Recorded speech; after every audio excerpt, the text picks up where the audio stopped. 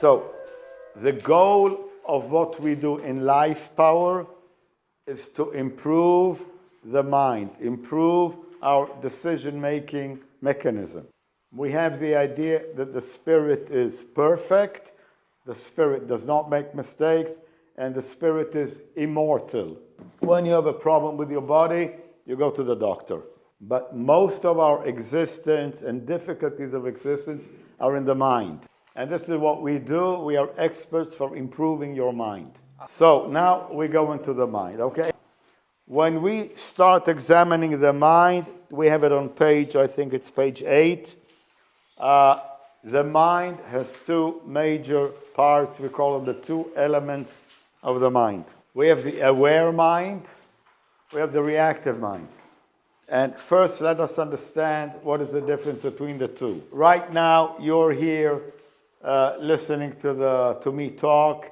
You had some food, you have some drink, and you're comfortable, right? When we force somebody to do something, or I tell you, you cannot get out of here.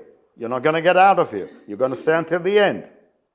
This is going to be 5 hours now, and you have to stay until the end. You hear me? Are you comfortable now? No. Okay. Okay? So we have a situation of being comfortable. I'm sorry. Are you okay? Good. I had to demonstrate on somebody. I choose you. Okay. So we have a condition of being comfortable. Okay? Like all of you are comfortable now. And you're comfortable because you know that if you had enough of it, you can get out. Nobody's going to stop you. The door is open. Ivana, don't let them open. Okay, the door is open, you can go out, okay? So a person is comfortable when he can leave or go and make his own decision. The information that we record all the time, we record information. And the information that we record when we are comfortable goes into our aware mind. Tomorrow morning, somebody will ask you, where were you yesterday? Will you remember where you were yesterday? Yes, of course. So you can tell the person, I was last night in a seminar, this Daniho Lembergera from Israel, da-da-da-da-da. Okay, so you know what you're doing and you can recall the information. You can retrieve the information. Okay, so this is our aware mind.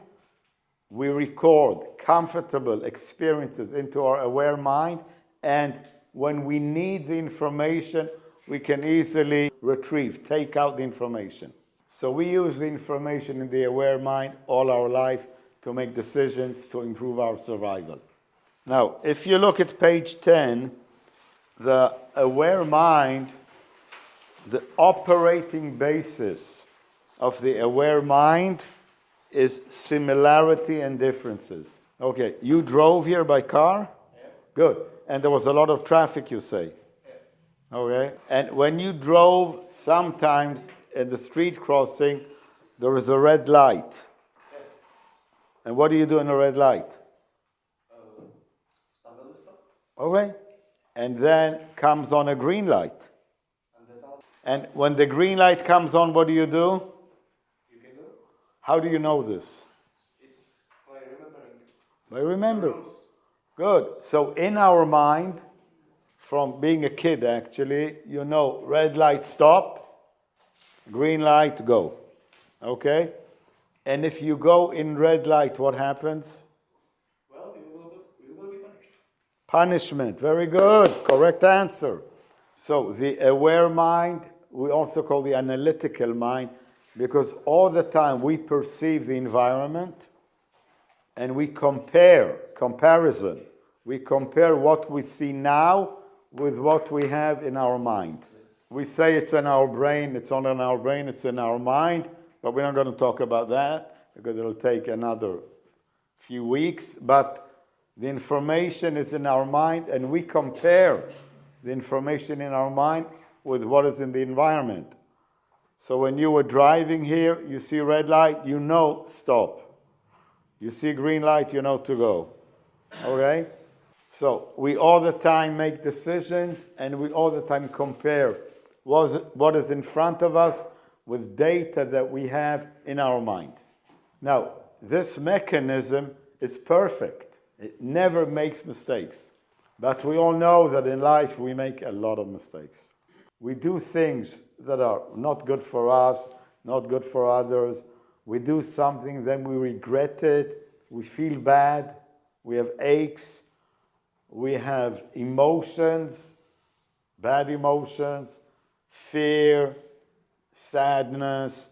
So we have conditions in life that we do not want. The source of our errors, there are only two possible sources for errors. One possibility is that we have wrong data in the aware mind. I mean, maybe somebody here is now saying to himself, why did I come to this seminar?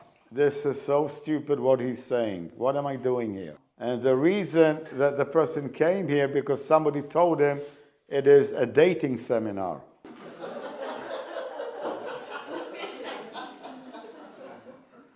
Well, you will see at the end, it's very useful for dating. So somebody gave you wrong information and you operate on wrong information and then you say, mistake. You hear on the weather that tomorrow is going to be a sunny day, so you dress light, but then you go out and it snows, so you made a mistake. You don't have the right clothes for a snow day. So we have errors based on wrong information.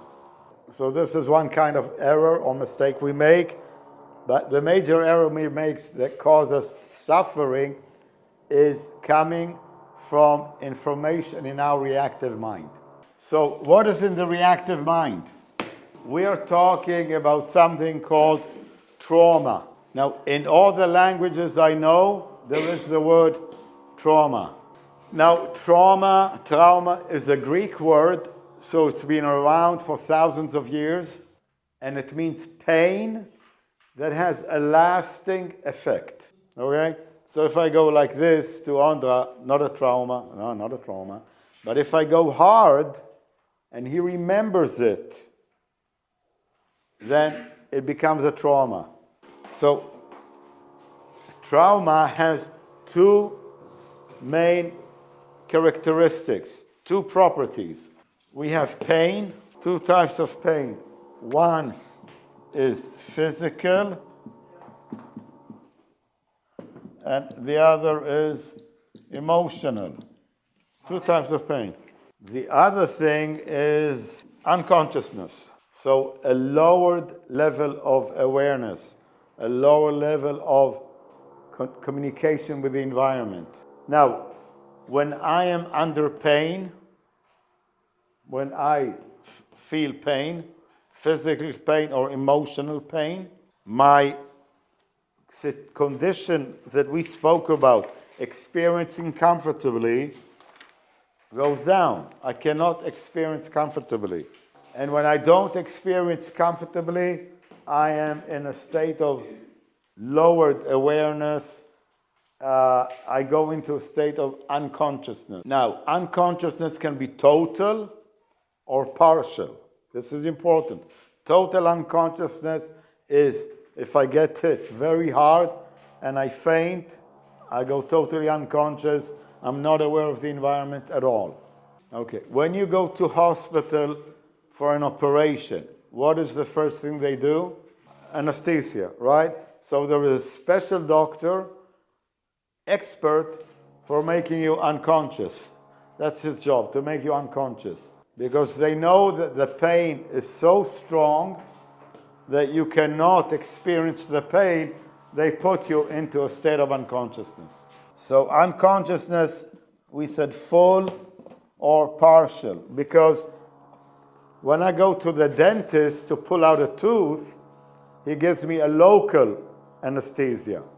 And when I go into a depression, then my doctor gives me Ritalin to put me a little bit hazy.